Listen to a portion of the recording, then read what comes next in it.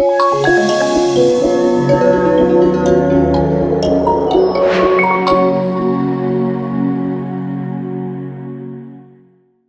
bien, buenos días. A lo largo de esta intervención voy a hacer una introducción a los sistemas eléctricos de Canarias para situar en el contexto de los actuales y futuros escenarios energéticos en términos de integración renovables, para poder comentar cuáles son los retos que estos escenarios nos plantean, así como las soluciones en las que estamos trabajando para contribuir a culminar de una manera exitosa lo que es la transición energética en Canarias.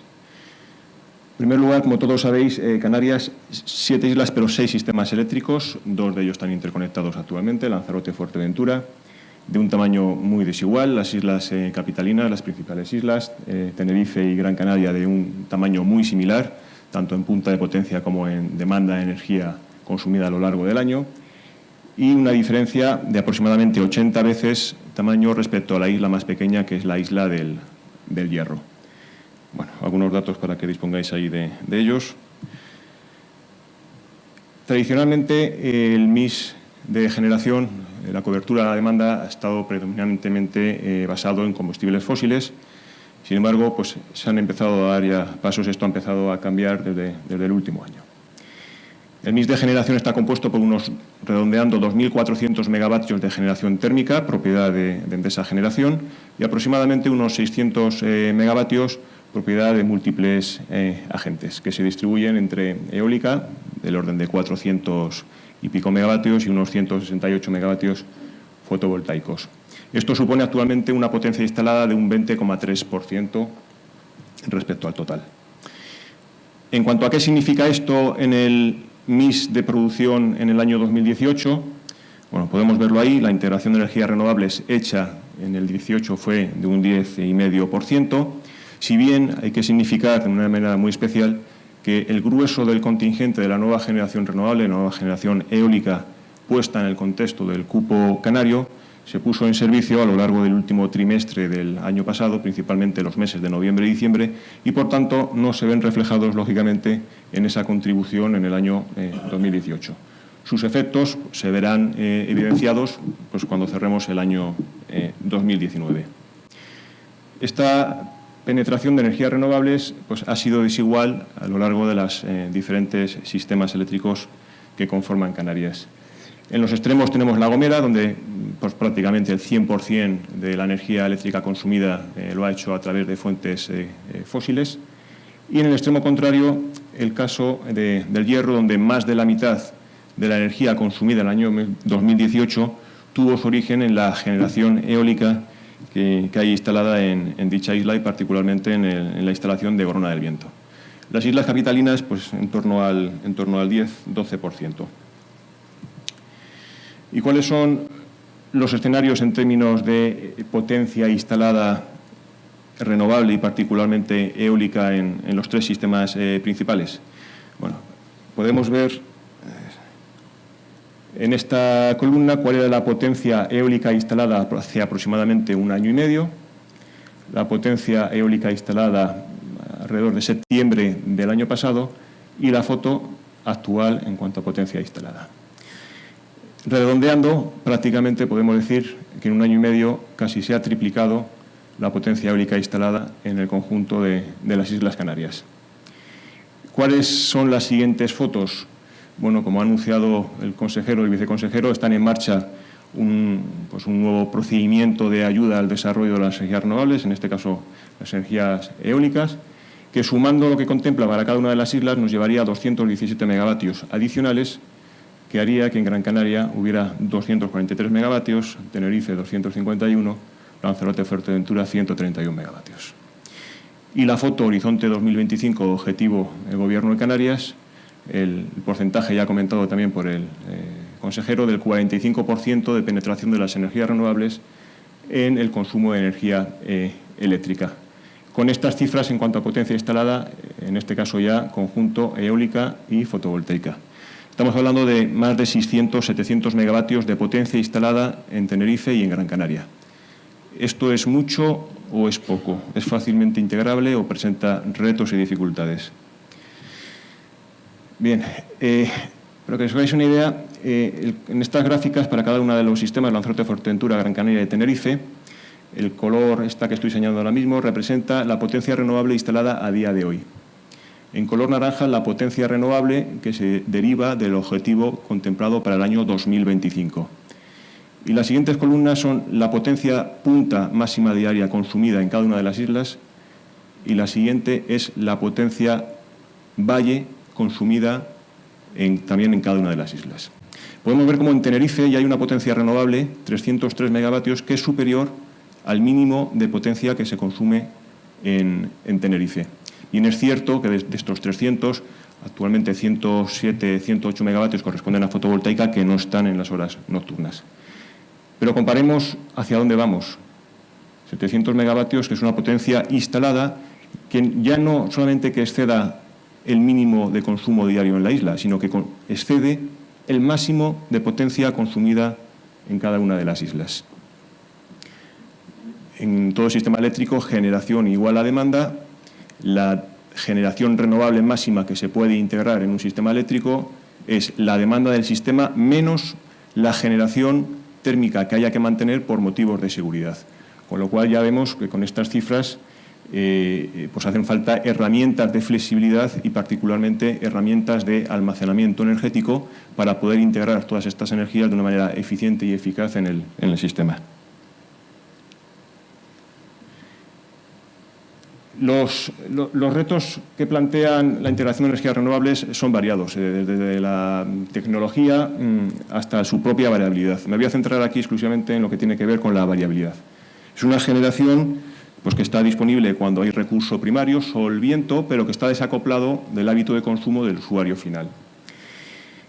Aquí algunos ejemplos ilustrativos. Para una ventana de 24 horas, en este caso generación eólica, podemos ver cómo a lo largo del día hay múltiples episodios o puede haber múltiples episodios de generación nula y generación máxima.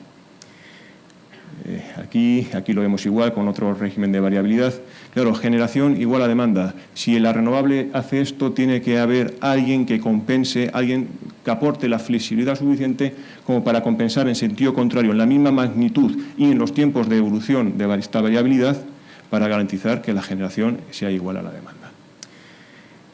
Más abajo podemos ver lo mismo para la fotovoltaica. Hay días en que la fotovoltaica hace la curva teórica y otros días en que llega a hacer hasta cosas de este estilo. Son picotazos hacia arriba y hacia abajo. Estos son perturbaciones que se introducen en el sistema. En la medida en la que se multiplica la potencia instalada por 2, por 3, por 4, estamos multiplicando estos escalones por 2, por 3, por 4 y, por tanto, introduciendo perturbaciones que, llegado el caso, pueden ser superior a la capacidad que tenga el sistema para resistirlos. Por tanto, es necesario herramientas de flexibilidad que hagan que estos escenarios sean factibles. Adicionalmente, la eólica pues, tiene un comportamiento muy variado. Algunos días podemos tener, durante los valles diarios, durante los momentos en que menos energía eléctrica se consume, producciones eólicas elevadísimas, que para integrarlos implica desacoplar grupos térmicos, sacarlos del sistema, y luego, unas horas después, en las horas de la punta, la renovable se ha podido ir a cero. Por tanto, en esos momentos es necesario haber sustituido toda esta generación por generación térmica, por generación gestionable. Claro, este escenario es factible en la medida en la que las características de flexibilidad del sistema eléctrico permitan pasar de esta foto a esta otra. Una vez más, es necesario contar con un parque gestionable lo más flexible posible y complementado, dado que se diseñó en unas condiciones distintas a los escenarios energéticos que estamos dibujando en estos momentos, complementado, como digo, con herramientas de flexibilidad. Esto no es gratuito. La enorme variabilidad que introduce la renovable tiene su consecuencia, en primer lugar, en la calidad de la frecuencia y, en última instancia, si no se adoptan las medidas oportunas, también en la seguridad del suministro. Por tanto, una vez más, necesidad de herramientas que aporten flexibilidad y que permitan la integración de estas energías renovables de una manera eficiente y segura.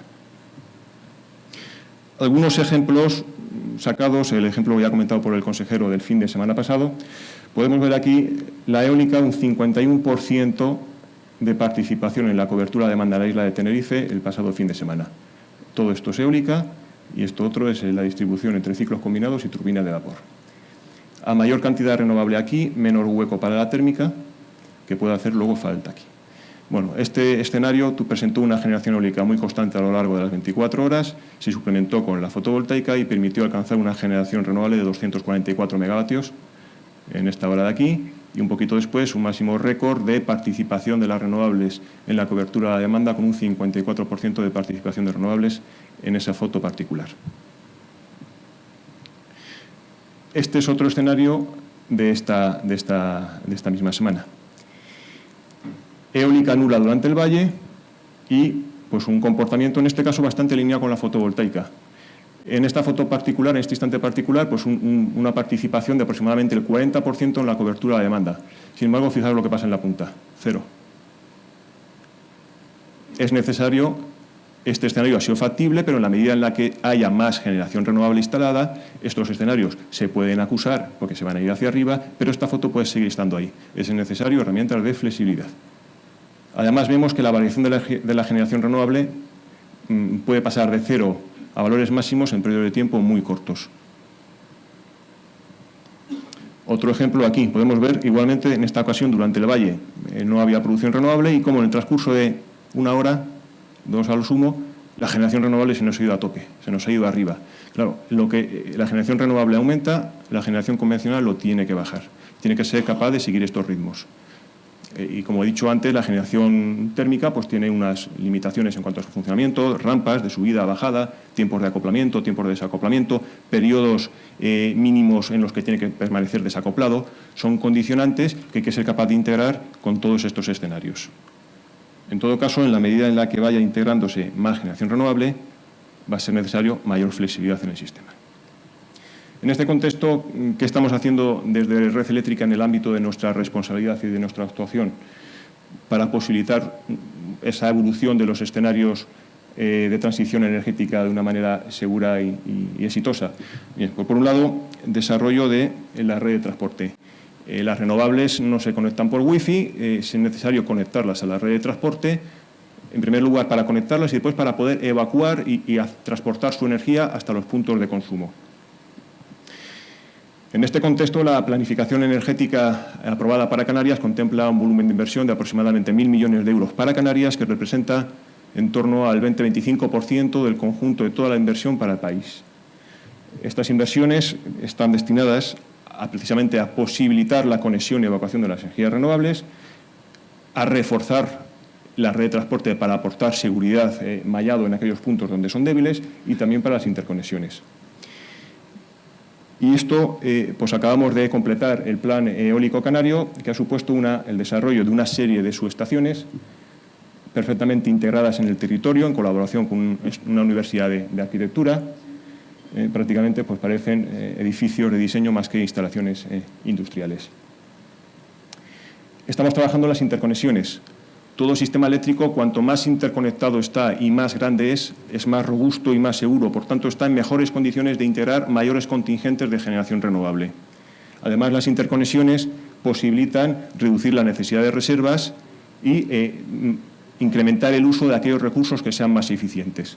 Bueno, en este contexto, la planificación contempla, por un lado, el refuerzo de la interconexión Lanzarote-Fuerteventura, el desarrollo de la interconexión Tenerife-La Gomera y está en estudio una interconexión entre Gran Canaria y Fuerteventura.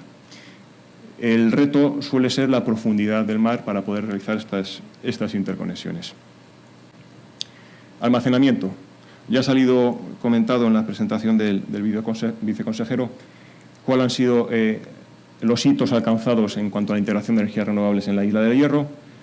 En julio de 2018, el 96% de la energía eléctrica consumida en la isla del Hierro fue de origen eólico.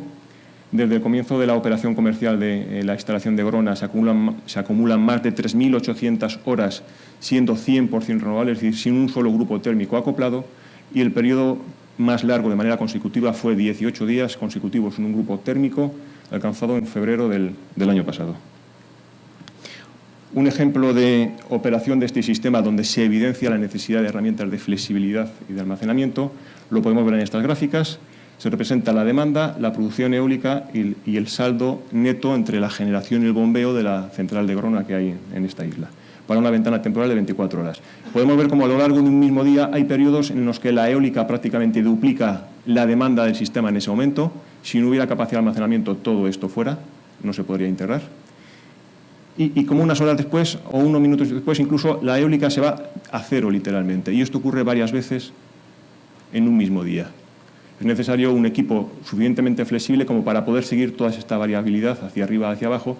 En este caso, la central, la parte hidráulica de la central hidráulica de Grona, con sus bombas y con sus turbinas. Aquí podemos ver ejemplos de variabilidad de la eólica en este sistema. Este rango de variabilidad, que tiene una amplitud de unos 3 megavatios, es equivalente a la demanda de toda la isla en situación de valle. El otro proyecto en el que estamos trabajando, en este caso en Gran Canaria, es el proyecto de bombeo Chira-Soria. Es un proyecto de unos 200 megavatios en turbinación y 220 bombeo, con una capacidad de almacenamiento entre 3.200 y 3.600 megavatios hora, es decir, 18 horas de almacenamiento, para dar cumplimiento a la finalidad que establece la Ley 17 para este tipo de instalaciones: seguridad del sistema, garantía de suministro e integración de renovables. Aquí podemos ver un ejemplo ilustrativo de qué es lo que se persigue con esta instalación. En verde, la generación renovable, podemos ver la curva de la demanda diaria, es un periodo de 5 días. Bueno, si no hubiera capacidad de almacenamiento, en todo el área verde que está por encima de la curva amarilla tendría que ser vertido y, por tanto, no podría integrarse en el sistema eléctrico. Este proyecto está en su fase final de tramitación administrativa, en un proceso de participación de consulta pública. Ha sido diseñado con tecnología de vanguardia, particularmente Virtual 5D, le llaman los expertos, que permite una optimización en el proceso de diseño y de construcción, que redundará en una optimización de estos procesos y, por tanto, en plazos y en costes, y que, bueno, pues esperamos poder empezar a construir lo antes posible. Adicionalmente, bueno, pues tenemos en marcha una serie de proyectos de I+D, en este caso otras tecnologías, batería para Tenerife. En Lanzarote, Fuerteventura, tenemos un volante de inercia flywheel que queremos complementar dentro del proyecto europeo Osmose, pues con otra batería, supercondensador, Statcon, etcétera, bueno, pues para favorecer el desarrollo de otras tecnologías. En ocasiones puede surgir un debate bombeo versus baterías. En mi opinión, es un debate del estilo ¿a quién quieres más, a padre o a madre? Es decir, no son tecnologías excluyentes, son tecnologías perfectamente complementarias. El último informe de Lazar identificaba que para hasta 4 horas de almacenamiento las baterías son una solución competitiva. A partir de ahí, sus costes no le permiten serlo. En el caso particular de Chira-Soria son 18 horas de almacenamiento. Un proyecto como Chira-Soria diseñado en baterías sería mucho más caro de lo que va a ser. Almacenamiento mediante bombeo es la solución técnico-económica más adecuada para grandes cantidades de almacenamiento energético. Otras tecnologías que vendrán, sin duda, y ya pueden venir incluso ya mismo, como son las baterías, son soluciones adecuadas cuando el foco está en la potencia. Y, por tanto, pueden ser adecuadas para reducir esa variabilidad en el rango de minutos o para hacer que los generadores puedan suministrar con mayor garantía los programas de entrega. Y nada más, se nos presenta un reto muy importante a todos los agentes del sector en este camino de transición energética, y en lo que tiene que ver con nuestra contribución desde Red Eléctrica, pues como hemos comentado, estamos trabajando en esta serie de medidas, sin perjuicio de que nos queda mucho para poder integrar eficientemente y eficazmente todos los contingentes de generación renovable. Muchas gracias.